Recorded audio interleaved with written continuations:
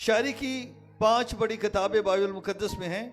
अय्यूब की किताब, ज़बूर की किताब, इमसाल की किताब, गज़ल की किताब और वाइज़ की किताब। इसके अलावा लूका की इंजील में शायरी मौजूद है, मुकद्दसा मरियम का गीत। इसके अलावा पैदाइश की किताब में शायरी है, यसाया की किताब में है, यर्मिया की किताब में है।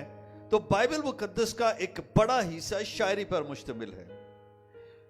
बेसिकली बाइबल मुकद्दस अगर कोई अपने तौर पर सिर्फ समझना चाहे तो नहीं समझ सकता। कलाम मुकद्दस में हमें याद होगा कि हबशी खोजा कलाम खुदा को पढ़ता हुआ जा रहा था। खुदा के रूह ने फिलिप्पुस को हबशी खोजा के पास पहुंचाया और उसने उससे पूछा, क्या तू जो पढ़ता है उसे समझता भी है? तो उसने क्या जवाब दिया कि जब तक कोई समझाने वाला ना हो कोई क्यों कर समझ सकता है। इसलिए हमेशा एक उस्ताद की जरूरत होती है। यीशु ने इस सिलसिले को कायम किया, उस्ताद बने, शागिर्द बनाए और फिर उनसे कहा कि जाओ तुम भी जाकर शागिर्द बनाओ। तो जब हम कलाम मुकद्दस को सीखते हैं तो समझ आती है। जब हम कलाम मुकद्दस को सीखते नहीं हैं तो फिर हम अपने तौर पर उसे समझ भी नहीं सकते। तो याद रखें, बाइबल मुकद्दस के मुख्तलिफ अदब हैं जिसे अंग्रेजी में लिटरेचर कहा जाता है। लिटरेचर की मुख्तलिफ इकसाम है, जिसमें से एक किस्म जो है वो गजल है या शायरी है।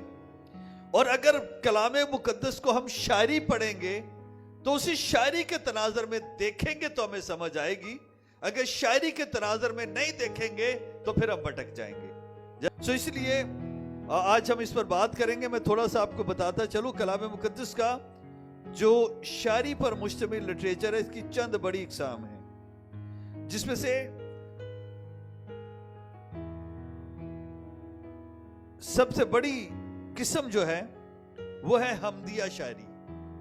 हमदिया शायरी उसे कहा जाता है जिसे हम लफ्ज हम का लफ्जी मतलब होता है खुदा की तारीफ।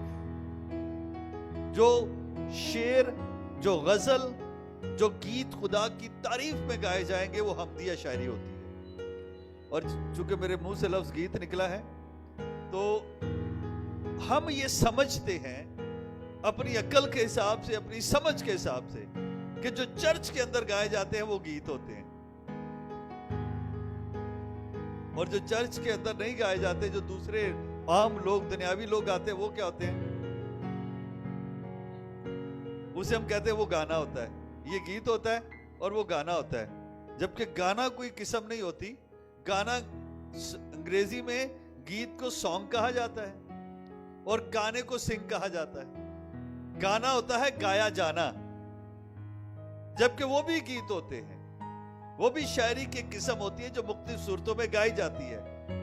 लेकिन वो गीत, वो शायरी जिसके अंदर खुदा की तारीफ की जाए वो हमदिया शायरी कहलाती है। वो गजल भी हो सकती है, गीत भी हो सकते हैं और कुछ और किस्म की भी चीजें हो सकती है, जो भी एक लंबी तफसील है। लेकिन चूंकि इतना टाइम नहीं है वो सारी चीजें मैं बयान करूं, इसलिए सिर्फ हम शायरी की किस्में देखेंगे। तो पहली किस्म है बाइबल मुकद्दस की शायरी की, हमदिया शायरी, जिसमें सारे 150 ज़बूर हैं।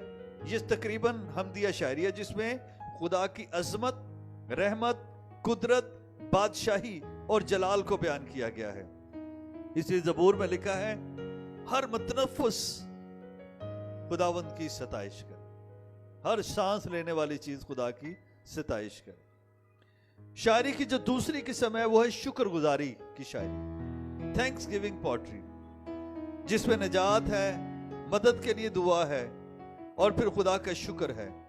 ज़बूर 118 की पहली आयत है, खुदावंद का शुक्र करो क्योंकि वो भला है। तो ये शुक्रगुजारी की शायरी जो है, तकरीबन ज़बूर जो है वो शुक्रगुजारी की भी शायरी है। उसके बाद तीसरी किस्म जो है वो है नोहा। और अगर आपको याद हो तो बाइबल मुकद्दस में इस नाम से एक पूरी किताब है नोहा की। और नोहा क्या होता है? किसी की दुख पर मातम करना, मौत पर मातम करना, तबाही पर मातम करना, और उसे कहा जाता है नोहा। और जमाने कदीम में बाकायदा तौर पर नोहा करने वाली औरतें होती थी। جیسے اگر آپ کو یاد ہو گاؤں دیہاتوں میں کچھ عورتیں جو ایک خاص قبیلے مراسی قوم سے تعلق رکھتی تھی، وہ خوشی کے موقع پر بھی آیا کرتی تھی، اور وہ نوحہ یعنی کسی کے گھر میں اگر ماتم ہوتا تھا تب بھی آیا کرتی تھی۔ نوحہ کی کتاب میں بھی لکھا ہے کہ یروشلم پر ماتم کرو، نوحہ کرنے والیوں کو بلاؤ تاکہ وہ ماتم کریں۔ تو نوحہ ہوتا ہے رونا، ماتم کرنا، اور کلام مقدس میں اس کی مثال ہمیں ملتی ہے زبور 22 میں، اے میرے خدا، اے میرے خدا تو نے مجھے کیوں چھوڑ دیا، اور بہت ساری اور اس طرح کی مثالیں ہیں۔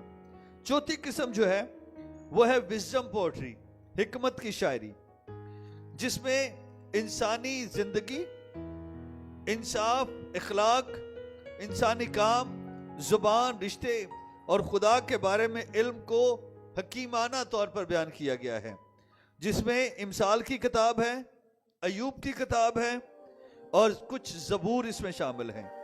اور کلام مقدس میں اگر ہم امثال 1 پہلا باب 7ویں آیت پڑھیں، اس پر لکھا ہے کہ خداوند کا خوف حکمت کا شروع ہے۔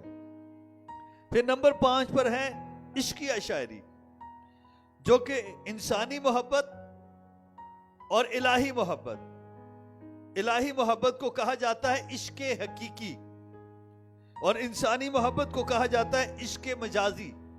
تو انسانی محبت اور الہی محبت کی تصویر پیش کرتی ہے، اور اس کی مثال ہم غزل کی کتاب میں دیکھتے ہیں۔ پھر نمبر 6 پر ہے نجاتی شاعری، سلویشن پوئٹری۔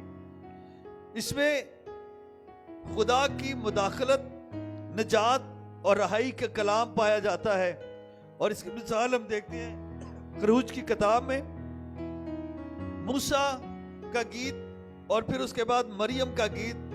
جب انہوں نے بحر کلزم کو کراس کیا تو مریم نے گیت گا کر ان کا استقبال کیا۔ اس کے بعد ہے نبوتی شاعری، پروفیٹک پوئٹری، جو کہ نبی جو ہے وہ شاعری کے ذریعے سے آنے والے زمانوں کے بارے میں بیان کیا کرتے تھے۔ اس کی مثال ہمیں ملتی ہے یسائی کی کتاب نامے باب میں، ہمارے لیے ایک لڑکا تولد ہوا اور ہمیں ایک بیٹا بخشا گیا۔